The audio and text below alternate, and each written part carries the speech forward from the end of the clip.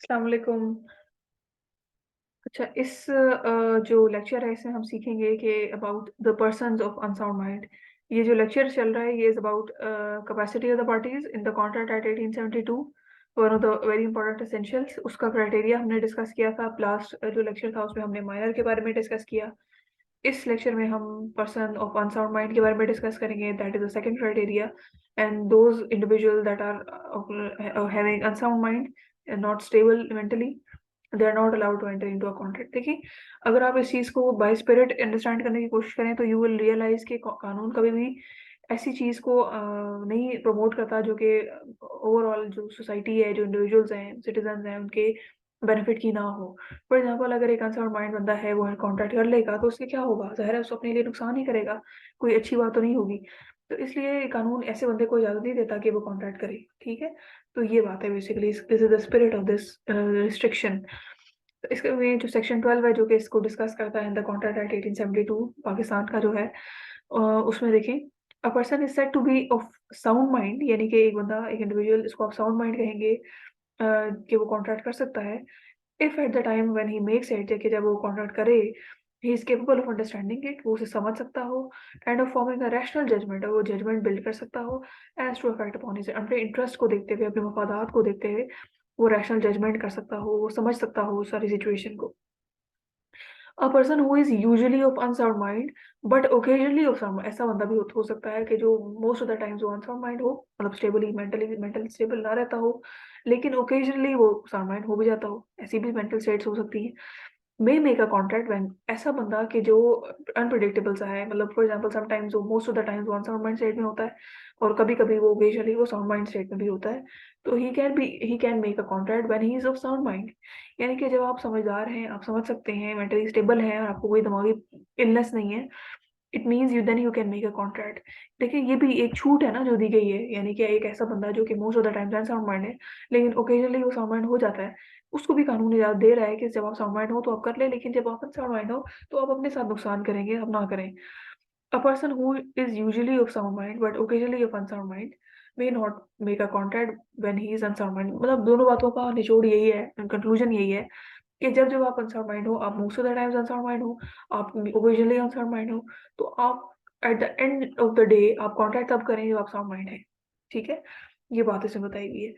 It means that a person entering into a contract must be able to understand the nature of the contract. वो समझ तो सके ये contract की nature क्या है, किस बारे में है, क्या ये मेरे इंटरेस्ट को केटर कर रहा है, ये इसकी अंडरस्टैंडिंग क्या है, ये बेनिफिशियल है या हार्मफुल है, कैसा कॉन्ट्रैक्ट है। He should be able to understand what he is doing and what will be the effect of such contract upon his interest। वो कर क्या रहा है और उसके करने से क्या consequences होंगे, क्या उसके इंटरेस्ट केटर होंगे या नहीं होंगे, ये वो अपने इंटरेस्ट को कॉम्प्रोमाइज करेगा, ये चीज़ है। He should also be able to form a rational judgment, this is the key word here, rational judgment। ठीक है, तो ये बहुत इंपॉर्टेंट बात है। Rational whether the contract will be profitable, तो हर कॉन्ट्रैक्ट यही इसीलिए जा रहे होते हैं प्रॉफिटेबिलिटी पर्पस के लिए, कमर्शियल पर्पस है basically, because a commercial contract act 1872। In other words, a person who is temporarily of unsound mind due to any reason cannot make a contract during such period। वो सारा बात का खुलासा यही है कि जब आप अनसाउंड माइंड हो तो आप कॉन्ट्रैक्ट ना करें, जब आप साउंड माइंड हो जाए तो आप कॉन्ट्रैक्ट कर सकते हैं। ठीक है, अब एग्जांपल्स देख लेते हैं इसकी। A person of unsound mind में contract during those intervals when he is unsound mind. Example तो नहीं है, तो स्टेटमेंट है basically. A sane man who becomes insane due to fever sells his scooter। लेकिन वो उसने तब भेजा जब वो इंसेन था, तो ये कॉन्ट्रैक्ट वॉइड है। ठीक है, लेकिन इसमें जो बर्डन ऑफ प्रूफ है ना, वो आ जाता है उस बंदे पे जो ये क्लेम करता है, क्या है वो, तो कंसर्न मैन उसे ये साबित करना होता है। ठीक है, कि मैं उस वक्त जब मैंने कॉन्ट्रैक्ट किया, जब मैंने ये स्कूटर बेचा, उस वक्त मैं अनसर्ड था, तो ये ए को फिर साबित करना पड़ेगा। तो ये बात है। अच्छा, उसके बाद देखें कॉजेस क्या हो सकते हैं अनसाउंड माइंड होने के। कुछ भी हो सकता है, फॉर एग्जांपल इडियोसी हो सकती है, आपका मेंटल कोई ऐसी स्टेट, फॉर एग्जांपल आपने ड्रिंक की हुई है तो इस वक्त you are not in a state of healthy, मतलब स्टेबल माइंड सेट, माइंड में नहीं है। आपको किसी ने हिप्नोटाइज किया हुआ है अभी ड्यू टू ओल्ड एज, बहुत सारी इलनेसेस हो सकती हैं, बाय बर्थ इलनेसेस हो सकती हैं, किसी बीमारी की वजह से इलनेसेस हो सकती हैं, there can be variety of reasons. फिर इसका इफेक्ट क्या है, जैसे मैंने बताया कि कॉन्ट्रैक्ट तो वॉइड है, लेकिन अगर लेट्स सपोज ये इसका जो बर्डन ऑफ प्रूफ है ये उस पे आएगा जो ये कहता है कि मैं अनसाउंड माइंड हूँ या अनसाउंड माइंड था जब मैंने ये कॉन्ट्रैक्ट किया। ठीक है। The burden of proof that a person was mentally incapable of contracting lies on the party who wants to cancel the contract। यानी कि जो पार्टी इस बेसिस पे कि जब ये कॉन्ट्रैक्ट किया गया तो वो या दूसरी पार्टी मेंटली स्टेबल नहीं थी, अनसर माइंड थी, जो ये क्लेम कर रहा है उसको ये साबित करना होगा। ठीक है। Once it is proved that the person is insane, the burden of proof that he was sane at the time of the contract lies on the other party। अगर let's suppose मैं ये कह रही हूँ कि जो ए कॉन्ट्रैक्ट मेरे साथ ए ने किया उस वक्त वो साउंड माइंड नहीं था, अनसाउंड माइंड था, तो मैं ये कॉन्ट्रैक्ट कैंसिल करना चाह रही हूँ, तो मैं ये साबित करूंगी। अगर let's suppose ये मैं साबित कर लेती हूँ तो इसका मतलब कॉन्ट्रैक्ट कैंसिल हो गया है। अगर let's suppose ए जो सो सेन कह रही हूँ वो नहीं चाहता कि कॉन्ट्रैक्ट कैंसिल हो, तो उसको ये साबित करना होगा कि वो उस वक्त जब कॉन्ट्रैक्ट हुआ वो सेन था। तो ये बात है, इस तरह से ये सिचुएशन चलती है। और ये जो इफेक्ट ऑफ एग्रीमेंट है इसमें एक बात और देखी। हाउ एवर यानी कि agreement by the person once और mind is void but he can get the benefit under it. For example जैसे देखिए नेसेसिटीज के केस में गार्डियन जो है वो नेसेसिटी सप्लाई कर रहा है, नेसेसिटी सप्लाई कर रहा है एक ऐसे बंदे को जो माइनर है या let's suppose on song mind है, ठीक है, और जिसको लीगली वो बाउंड है कि उसने सपोर्ट करना है। तो अगर तो उसकी प्रॉपर्टी है तो वो उसमें से रिकवर कर लेगा लेटर ऑन, अगर नहीं है तो फिर वो नहीं कर सकता recover. Same rule for the necessities applies to the unsound mind person as well. ठीक है। तो ये बात। अब आगे देख लेते हैं डिस्क्वालिफाइड पर्सन। डिस्क्वालिफाइड पर्सन वो बंदा जिसको कोर्ट ने डिस्क्वालीफाई किया है from entering into a contract. ऐसा कौन सा बंदा हो सकता है? उसकी मे बी उसकी पॉलिटिकल किसी वजह से, प्रोफेशनल रीजंस की वजह से, या किसी लीगल स्टेटस की वजह से। मिसाल के तौर पर जैसे जॉइंट स्टॉक कंपनी है। Joint stock company is not a natural person, joint stock company is an artificial person. ठीक है। यानी कि ये सेपरेट है। ऐसा होता है ना कि जैसे फॉर एग्जाम्पल सो प्रोप्राइटरशिप में जो बंदा है वो रिस्पॉन्सिबल है, लेकिन कंपनी के केस में नहीं। Company has a separate legal entity, company is an artificial person इसको कहते हैं। कि कंपनी लेट्स सपोज अगर मैं किसी कंपनी की सीईओ हूं तो I am not personally accountable. Company is liable, company के एसेट्स हैं, कंपनी को एज एन पर्सन ट्रीट करेंगे। उसके अपने एसेट्स हैं, उसकी अपनी लाइबिलिटीज हैं। अगर उसने कंपनी ने किसी पैसे पैसे देने हैं तो कंपनी के असाजात में से दिए जाएंगे। जो कंपनी में प्रॉफिट अर्न करेगी वो कंपनी के असाजात में आएगा। तो कंपनी अगर ले सपोज पेमेंट नहीं कर सकती या कंपनी के पास अगर पैसे नहीं है तो इसका मतलब ये नहीं कि उसके सीईओ के पर्सनल से बेच के उसकी रिकवरी की जाए। ऐसा नहीं हो सकता, क्योंकि इंडिविजुअल का जो केस होता है वो डिफरेंट है और company is a artificial person, company का केस डिफरेंट है। तो ये बात है। तो कंपनी चूंकि नेचुरल पर्सन नहीं है तो उसकी जो कंपनी की रिस्पॉन्सिबिलिटीज है, कॉन्ट्रेक्चुअल कैपेसिटीज वो भी लिमिटेड है। वो उस हद तक लिमिटेड है जिस हद तक कंपनी के जो एसेट्स हैं या लाइबिलिटीज हैं। It cannot enter into the contract outside the powers given to it by its memorandum of association or by provisions of the company's ordinance। Company का जो एक्ट है वो 1984 के तहत गवर्न होता है, कंपनीज ऑर्डिनेंस 1984। तो जो ये बताया हुआ है इसमें, और इसमें कुछ डॉक्यूमेंटेशन होती है। फॉर एग्जाम्पल जब अपनी कंपनी को रजिस्टर करना होता है तो वहाँ पे memorandum of association, article of association, और ये तो दो बहुत ज़रूरी डॉक्यूमेंट्स हैं। इसके अलावा कुछ और डॉक्यूमेंट्स भी होते हैं जिनको क्लब करके आप जमा कराते हैं टू द सीसीपी। तो जितना मेमोरेंडम एसोसिएशन को डॉक्यूमेंट होता है जिसमें आपने कंपनी का स्कोप लिख दिया है, फॉर एग्जाम्पल अगर मैंने लिख दिया कि मेरी कंपनी जूतों का कारोबार करेगी तो वो उतना ही काम करेगी। ऐसा नहीं हो सकता कि वो साथ साथ वो ऐड कर ले उसमें कपड़े भी ऐड कर ले और विंटर स्टफ भी ऐड कर ले, समर स्टफ भी ऐड कर ले। नहीं, जो बताया गया है स्कोप उसी पे वो बिजनेस करेगी। तो ये बात है। बीइंग एन आर्टिफिशियल पर्सन, जैसे मैंने अभी बताया, a company can not make a contract of personal nature. मतलब पर्सनल नेचर से रिलेटेड वो सिर्फ कॉन्ट्रैक्ट करेगी अकॉर्डिंग टू जो बिजनेस रिलेटेड है, जो कमर्शियल पर्पजेस से हैं, पर्सनल नेचर के नहीं होंगे। ठीक है। तो ये बात है। XYZ company makes an agreement with A to sell some property which the company is not authorized by its memorandum। ठीक है। तो ये एग्रीमेंट वॉइड है, वैलिड नहीं है। दूसरा जो है डिप्लोमेटिक एजेंट। डिप्लोमेटिक एजेंट जो गवर्न होते हैं वो अंडर इंटरनेशनल लॉ होते हैं। ठीक है। फॉर एग्जाम्पल अगर कोई एम्बेसी है ना तो एम्बेसी का जो हदूद अरबा है ना, जितनी उसकी वो है, जिसमें वो ज्योग्राफिक एरिया है जिसमें एम्बेसी बनी हुई है, वो टेरिटरी है उसी कंट्री की। इस तरह से ट्रीट किया जाता है। वहां पर उसी कंट्री का लॉ अप्लाई होता है जिस टेरिटरी में वो वैसी बनी होती है। तो डिप्लोमेटिक एजेंट्स में भी उसी कंट्री का लॉ अप्लाई होता है जिसके लिए वो जिस कंट्री से वो बिलोंग करते हैं, और वो इंटरनेशनल लॉ के तहत गवर्न होते हैं। तो ये बात है। Diplomatic agent in relation to the state means that head of the mission Pakistan और that state and includes a member of the staff that the mission have diplomatic. मतलब बताने का ये है कि जिस जिस उसका हर स्टाफ मेंबर, हर बंदा उस मिशन का या जो उस एम्बेसी का जो बंदा होता है वो एक खास मकसद के तहत होता है ना, तो उस पर वही लॉ अप्लाई होता है। No proceeding any court shall lie against the diplomatic agent. किसी आप उसके खिलाफ कोई किसी किसी किस्म की प्रोसीडिंग नहीं कर सकते क्योंकि उसमें लोकल लॉ अप्लाई ही नहीं होता ना, इसलिए। Any private immovable property situated in Pakistan held by him in his private capacity and not on behalf of sending state. ये एक्सेप्शन है। अगर वो कोई प्राइवेट इमूवेबल प्रॉपर्टी ओन कर रहा है तो फिर उस पे होगा। अगर कोई सक्सेशन है in which the diplomatic agent is involved as executor administrator और इस कैपेसिटी में तो फिर हो सकता है, लेकिन अपनी सेंडिंग स्टेट के बिहाफ पर नहीं, अपनी पर्सनल कैपेसिटी में। एनी प्रोफेशनल और commercial activity exercise by diplomatic agent in Pakistan outside his, यानी कि हर वो काम जो अगर एक डिप्लोमेट अपनी प्रोफेशनल कैपेसिटी से हट के कर रहा है उसके लिए तो वो अकाउंटेबल है और उस पर तो आप कोर्ट केस या कुछ इस तरह का लॉ अप्लीकेबल होगा, ये वाला जो पाकिस्तान का हम पढ़ रहे हैं।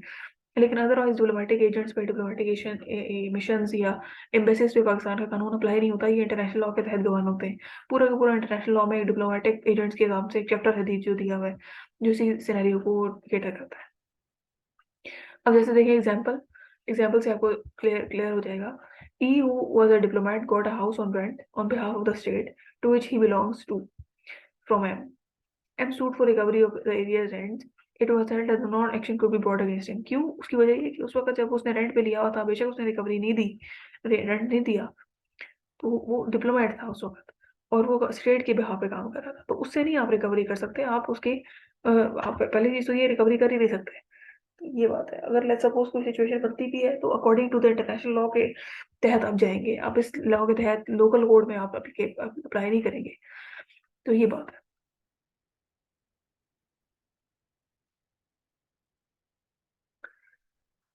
इसमें अगर लेट्स सपोज ये देखा जाए कि अब ये अगर इसमें आपके दिमाग में ये सवाल पैदा हो कि अच्छा उससे तो रिकवरी नहीं कर सकते तो फिर वो क्या करेगा, तो फिर वो इसमें ये देखा जाता है कि डिप्लोमेटिक के जो से परटेन करता जो इंटरनेशनल लॉ की प्रोविजंस हैं वो क्या कहती हैं, उनको फिर देखा जाता है। ठीक है, तो ये रिकवरी जो है उसकी ऑफिशियल कैपेसिटी में ही होती है। तो ये बात है। Alien enemies alien friend. Alien का मतलब होता है फॉरेन, एनिमीज दुश्मन, यानी कि ऐसी कंट्री जो कि जिनको पाकिस्तान अपना दुश्मन कंसिडर करता है, फॉर एग्जांपल जैसे India.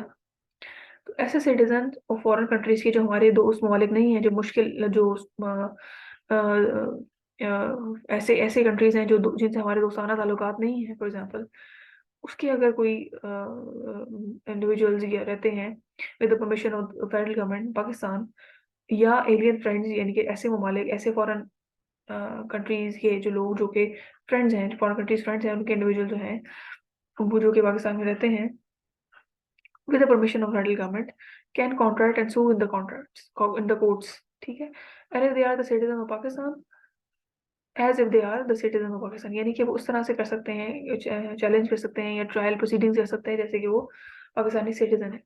No alien enemy residing in Pakistan without sir permission, यानी कि जब अगर ले सपोज एलियन एनिमी है या एलियन फ्रेंड है और लेकिन है तो वो फॉरेनर है ना, और वो पाकिस्तान में रह रहा है, तो फेडरल गवर्नमेंट की परमिशन से केस फाइल कर सकता है in the court of law, लेकिन सब्जेक्ट टू कि उसे परमिशन मिले।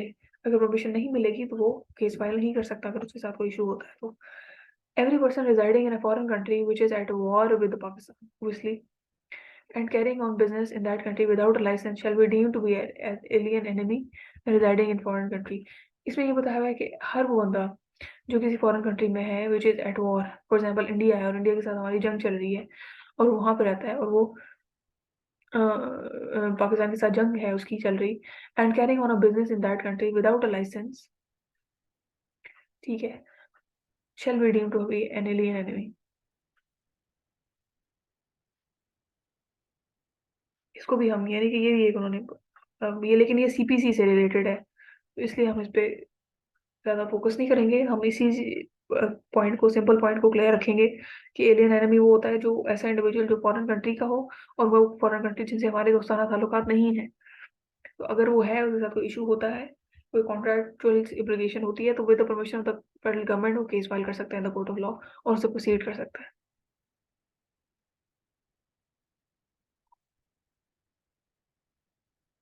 ठीक है, देखिए a contracts with X a citizen of India without the permission of the government to buy certain goods, the agreement is illegal and void. क्योंकि India को हम फॉरेन एलियन एनिमी कंसीडर करते हैं, तो अगर वो उससे कोई चीज सर्टेन गुड्स परचेज करने की बात कर रहा है लेकिन उसने गवर्नमेंट से परमिशन नहीं ली फेडरल गवर्नमेंट से, तो ये एग्रीमेंट इलीगल है, वॉइड है। इंसॉल्वेंट का मतलब होता है वो बंदा जो अपने जो लाइबिलिटीज है क्रेडिटर्स को पे करने की अब काबिल नहीं है, उसके पास कोई पैसे नहीं है, तो इसमें क्या होगा, अपने आप को इंसॉल्वेंट डिक्लेयर करेगा, कोर्ट को जाके बताएगा कि I am insolvent, I can not pay the debts, I can not satisfy my creditors, तो अब क्या करेगा कोर्ट, उसके सारे सजात उनको फ्रीज कर देगा और एक लिक्विडेटर अपॉइंट कर देगा, उसे ऑफिशियल रिसीवर भी कहते हैं। ये जो ऑफिशियल रिसीवर है क्या करेगा, उसके सारे जो एसेट्स हैं उनको एवेलुएट करेगा कि उनकी कितनी मालियत बनती है, और उनको ऑक्शन करेगा, और उस ऑक्शन से जो प्रोसीड्स होंगी वो अपने उसके जितने क्रेडिटर्स हैं उनको पे करने की कोशिश करेगा, और जो जितने बकाव की रह जाएंगे वो फिर खत्म हो जाएगी बात। ठीक है। तो after the order of discharge he can enter, मतलब जब ऑफिशियल रिसीवर की कस्टडी में सारी उसकी प्रॉपर्टी आ गई, उसने ऑप्शन कर दिया, ऑप्शन से प्रोसीड्स मिल गई, प्रोसीड से क्रेडिटर को पेमेंट हो गई, अब now he is free, now he can enter into the contract. अब वो दोबारा से अपनी रिज्यूम करेगा, अनलेस जब तक उसके ये सिचुएशन ये मैटर क्लोज नहीं होगा वो कुछ नहीं कर सकता। ठीक है, कोई कॉन्ट्रैक्ट नहीं कर सकता। कॉन्विक्ट वो बंदा होता है जिसको कभी कानून में इम्प्रिजनमेंट हो, जेल की कैद की सजा हुई हो, ठीक है, bye code of law. During the period of sentence, he is incapable of entering into the contract. However, he can enter into the contract while on parole or through commission. ठीक है, he becomes capable of making a contract when the sentence of imprisonment expires. ये चीज देखने की जरूरत है कि ये